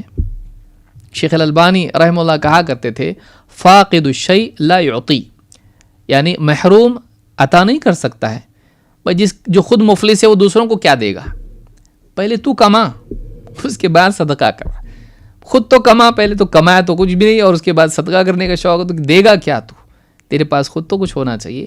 تو پہلے علم حاصل کر اور جیسے جیسے حاصل کرتا جائے گا ویسے تقسیم کر اور اپنی حدوں کو جان۔ انسان کی سعادت ہے کہ وہ اپنی حد کو جانے۔ انسان کی سعادت ہے کہ وہ کسی بھی میدان میں اپنی حدود کو جانے۔ ساری مصیبت وہاں سے شروع ہوتی ہے جب آدمی اپنی حدوں کو پھلانگتا ہے۔ ہر انسان کا ایک میدان، اس کی حد ہوتی ہے، اس کو یاد رکھنا چاہیے، دوسرے کی حد میں جانا نہیں۔ طالب علم اپنی حد جانے، اس سے اوپر علماء ہیں، ان سے اوپر علماء ہیں، ان سے اوپر علماء ہیں۔ بعض دیکھیے آپ ابو موسیٰ اشعری رضی اللہ تعالیٰ عنہ، مسجد میں دیکھا بعض لوگ ہیں اور بیٹھ کے کنکریوں پہ ذکر کر رہے ہیں، لمبی روایت میں تفصیل میں نہیں جانا چاہتا۔ انہوں نے وہاں کچھ نہیں کیا، کس کے پاس گئے؟ عبداللہ ابن مسعود رضی اللہ تعالیٰ کے گھر پہ گئے اور انتظار کیا ان کے آنے کا۔ جب آئیں تو کہا کہ میں نے ایک ایسا عمل دیکھا جو اچھا تو لگ رہا ہے، ایسا کچھ غلط تو دکھائی نہیں دے رہا ہے، لیکن یہ نیا عمل ہے۔ تو میں نے مناسب سمجھا کہ میں انتظار کروں اور آپ تک بات پہنچاؤں۔ تو اب دیکھیے انہوں نے اپنے سے زیادہ علم والے تک بات پہنچائی۔ سماج میں ہمیشہ ایسے لوگ ہوتے ہیں۔ تو انسان کو چاہیے کہ اقدامات کرنے سے پہلے وہ اہل علم سے صحیح بات معلوم کر لے۔ یہ نہیں کہ آدمی بعض اوقات سیاسی مسائل میں بولنے لگ جاتا ہے، فلاں ملک نے ایسا کرنا چاہیے تھا، یہاں سے حملہ نہیں وہاں سے حملہ کرنا چاہیے تھا، اس نے پالیسی ایسی نہیں ایسی بنانا چاہیے تھا، فلاں چیز بائیکاٹ نہیں کرنی چاہیے تھی، جی کرنی چاہیے تھی، فلاں ہونا چاہیے تھا۔ آپ کو اپنا گھر چلانے نہیں آتا، اپنی چھوٹی موٹی دکان چلانے نہیں آتی، آپ ملک چلانے لگ گئے اور آپ کو بٹھا دیا جائے وہاں پہ تو آپ گھبرا جائیں گے، لیکن دور سے رہ کے مشورہ دینا بہت آسان ہوتا ہے۔ ویسے جیسے جنازہ اتارتے ہیں سارے لوگ مشورہ دیتے ہیں اس کو، نہیں ایسا نہیں ایسا، ایسا نہیں ایسا۔ وہ منہ دیکھ کے کہے ٹھیک ہے تم لوگ نیچے آؤ میں باہر آتا ہوں، تو کہتے ہیں نہیں آپ ہی کرو۔ یہی حال انسان کا ہے کہ انسان کم علمی کے ساتھ بولنے کا شوقین ہوتا ہے۔ علم حاصل کریں، برتن جب بھر جائے گا تو اپنے آپ اس میں سے نکلنے لگے گا، ابلنے لگے گا۔ اتنا علم حاصل کریں آدمی۔ علم جب آئے گا اس کے پاس تو بولنے کے لیے مواد تو ہوگا اس کے پاس، صرف بولنے کی صلاحیت اگر ہے لیکن مواد نہیں ہے، کیا کرے گا؟ الٹا پلٹا بنا کے کچھ بھی بولے گا، خود بھی گمراہ ہوگا، دوسروں کو بھی گمراہ کرے گا۔ علم حاصل کریں۔ اللہ تعالیٰ قرآن کریم میں فرماتا ہے وَلَا تَقْفُ مَا لَيْسَ لَكَ بِهِ عِلْمٌ إِنَّ السَّمْعَ وَالْبَصَرَ وَالْفُؤَادَ كُلُّ أُولَئِكَ كَانَ عَنْهُ مسؤولا۔ اور ایسی بات نہ کہہ جس کا تجھے علم نہیں۔ تَقْفُ مَا لَيْسَ لَكَ بِهِ علم میں یہ معنی ہے ایسی چیز کے پیچھے مت پڑھ، ایسی چیز کے پیچھے مت جا جس کا تجھ کو علم نہیں۔ یقیناً کان، آنکھ اور دل سے پوچھ ہوگی، ان میں سے ہر ایک سے پوچھا جائے گا۔ کان سے تو نے سنا، کیوں سنا؟ غلط سنا تو کیوں سنا؟ اور آنکھوں سے غلط کیوں دیکھا؟ اور اسی طرح سے دل سے خیالات جو بھی انسان کے دل میں آتے ہیں اور ارادے وہ جو کرتا ہے ان کے بارے میں پوچھ ہوگی۔ اگر انہی ارادوں پر مرتا ہے، توبہ نہیں کرتا ہے، غلط ارادے، تو یہ تینوں سے پوچھا جائے گا۔ تو کہا کہ ایسی چیز کے بارے میں ولا تقف ما لیس لک بہ علم. ابن عباس رضی اللہ عنہ کہتے ہیں لا تقف سے مراد ہے لا تقل، ایسی چیز کی پیروی نہ کر سے مراد کہتے ہیں کہ ایسی چیز مت بول جس کا تجھ کو علم نہیں ہے. امام ابن جریر الطبری نے اپنی تفسیر میں اس کو روایت کیا ہے اور اس کی سند حسن ہے. تو اس سے معلوم ہوا کہ جو نہیں جانتا مت بول. کتنی سمجھداری کی بات ہے. کیا مشقت ہے انسان کو نہ بولنے میں، مشقت تو بولنے میں ہے. تو اگر تجھ کو نہیں معلوم ہے تو سب سے سیف کام تیرے لیے کہ مت بول کچھ، اس لیے کہ وقتی عزت بعد کی ابدی ذلت کا ذریعہ بنتی ہے. آپ نے غلط بتا دیا کسی کو، ٹھیک ہے، وہ بتا دیکھو کتنا بڑا مسئلہ ہے، آپ نے بتا دیا، بہت بہت شکریہ. بعد میں جا کے تحقیق کی معلوم ہوا کہ اس نے غلط بتا دیا اور اس نے عمل کر کے میراث تقسیم بھی کر دی، فلاں مسئلہ اس پہ عمل کر بھی لیا اور آپ نے غلط بتایا تھا اس کو، ادھورے علم کی شاید ایسا ہوگا، اور آپ نے بتا دیا اور اس نے عمل کر لیا اس کے اوپر. بعد میں وہ زندگی بھر آپ کو معاف نہیں کرے گا. جب بھی ملے گا کہے گا یہ آدمی غلط رہنمائی کرتا ہے، اس نے اتنا بڑا نقصان میرا کیا تھا. کیا فائدہ ہوا آپ کی وقتی عزت کا، جبکہ بعد میں آپ کو مستقل ذلت کا سامنا کرنا پڑ رہا ہے اور اللہ کے ہاں عذاب اور گناہ الگ. تو آدمی کیوں بولے، نہ بولے.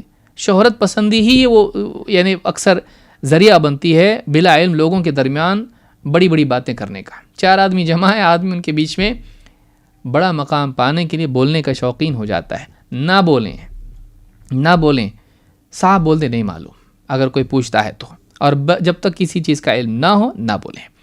ابن تیمیہ رحمۃ اللہ علیہ فرماتے ہیں وَمَن تَكَلَّمَ فِي الدِّينِ بِلَا عِلْمٍ كَانَ كَاذِبًا وَإِنْ كَانَ لَا يَتَعَمَّدُ الْكَذِبَ.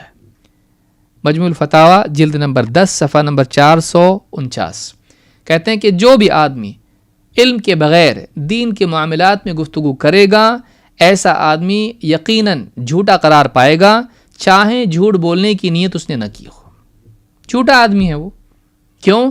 اس لیے کہ اس نے جھوٹ بولا، اس نے حق نہیں بولا، اس نے باطل بولا، اس نے صدق نہیں بولا، اس نے کذب بولا، اس کی نیت نہیں تھی. لیکن بغیر علم کے ایسے معاملے میں بولنا یہ بھی کیا ہے؟ یہ جھوٹ ہی کی ایک شکل ہے. تو ایسا آدمی جھوٹا قرار پائے گا. تو آپ کیوں جھوٹے بنے بھائی؟ کیوں اللہ کے ہاں ہم جھوٹے بن جائیں؟ بغیر علم کے بولنا انسان کو جھوٹوں کی فہرست میں شامل کر دیتا ہے. سچا آدمی وہ ہے جو حق کو جانے اور اس کو بیان کرے. خود اللہ کے رسول صلی اللہ علیہ وسلم کا حال آپ دیکھیے. جبیر ابن مطعم رضی اللہ تعالیٰ فرماتے ہیں ان رجلا قال یا رسول اللہ ای البلدان احب الی اللہ. کہتے ہیں کہ ایک آدمی اللہ کے رسول صلی اللہ علیہ وسلم کے پاس آیا اور کہا اے اللہ کے رسول، زمینوں میں، جگہوں میں، علاقوں میں کون سی زمین اللہ کے نزدیک سب سے زیادہ محبوب ہے؟ وَأَيُّ الْبُلْدَانِ أَبْغَضُ إِلَى اللَّهِ، اور وہ کون سی زمین ہے جو اللہ کے نزدیک سب سے زیادہ مبغوض، ناپسندیدہ، نفرت کے لائق ہے؟ قال لا ادری حتى اسأل جبریل. آپ صلی اللہ علیہ وسلم نے صاف جواب دیا. آپ نے کیا فرمایا؟ میں نہیں جانتا جب تک کہ میں جبریل سے نہ پوچھ لوں.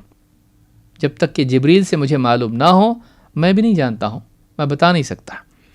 فأتاه جبریل فأتاه جب جبریل آپ کے پاس آئیں، فأخبره جبریل ان احب البقاع الى الله المساجد وابغض البقاع الى الله الاسواق. پھر آپ کے پاس جبریل آئے اور جبریل نے آپ کو بتایا کہ اللہ کے نزدیک سب سے محبوب ترین جگہ مسجدیں ہیں اور اللہ کے نزدیک سب سے نفرت کے لائق اور مبغوض جگہیں بازار ہیں. امام احمد اور ابو یعلا اور حاکم البزار نے اس کو روایت کیا ہے اور الفاظ بزار کے ہیں. صحیح ترغیب میں 325 پر شیخ الالبانی نے اس کو حسن صحیح کہا ہے. آپ دیکھیے رسول اکرم صلی اللہ علیہ وسلم نے کیا کہا؟ جب تک کہ میں جبریل سے معلوم کر نہیں لیتا میں بھی نہیں جانتا، بتا نہیں سکتا. اور آپ نے نہیں بتایا. یہ سنت ہے کہ انسان جس چیز کو نہ جانتا ہو اس کے باب میں صاف الفاظ میں لا علمی کا اظہار کرے. نہیں معلوم کیا جاتا بولنے میں، کیا مسئلہ ہے، کیا نقصان ہے. چھوٹا بن جاتا ہے آدمی، غلط بول کے چھوٹا بنتا ہے. نہیں جانتا بول کے اپنا اعتماد برقرار رکھتا ہے کہ لوگوں کو معلوم تھا، نہیں معلوم تو نہیں معلوم بولتے ہی ہے.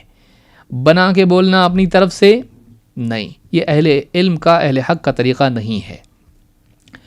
عبد الرحمن ابن مہدی کہتے ہیں سأل رجل من اہل المغرب مالک ابن انس عن مسئلہ فقال لا ادری. اہل مغرب میں سے ایک شخص امام مالک رحمۃ اللہ علیہ کے پاس آیا اور ایک مسئلہ ان سے پوچھا. انہوں نے صاف جواب دے دیا نہیں معلوم، لا ادری، میں نہیں جانتا. فقال یا ابا عبداللہ تقول لا ادری. اس آدمی نے کہا اے ابو عبداللہ، امام مالک سے کہہ رہا وہ آدمی پوچھنے والا کہہ رہا آپ بول رہے نہیں جانتا میں، یعنی اتنی علم والی اتنی بڑی شخصیت، آپ ایسا کیسا بول رہے کہ میں نہیں جانتا؟ تقول لا ادری. قال نعم.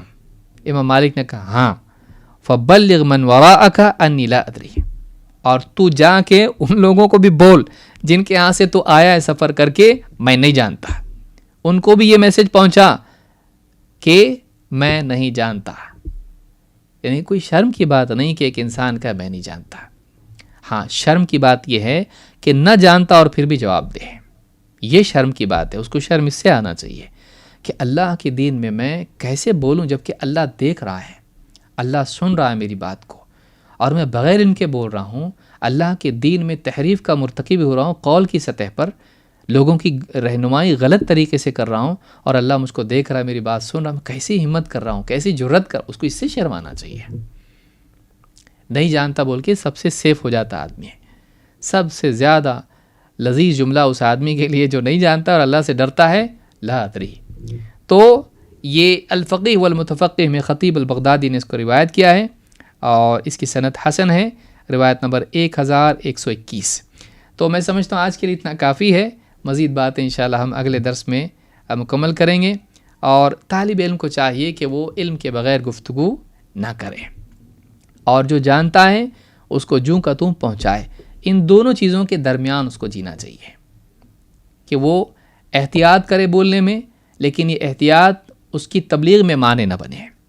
اس میں تبلیغ کا شوق ہو، لیکن یہ تبلیغ کا شوق اس کو بلا علم گفتگو کرنے پر آمادہ نہ کر دے. یہ دو چیزیں جو ہیں، ان دونوں چیزوں کو جمع کر کے انسان کو، طالب علم کو چلنا ہے.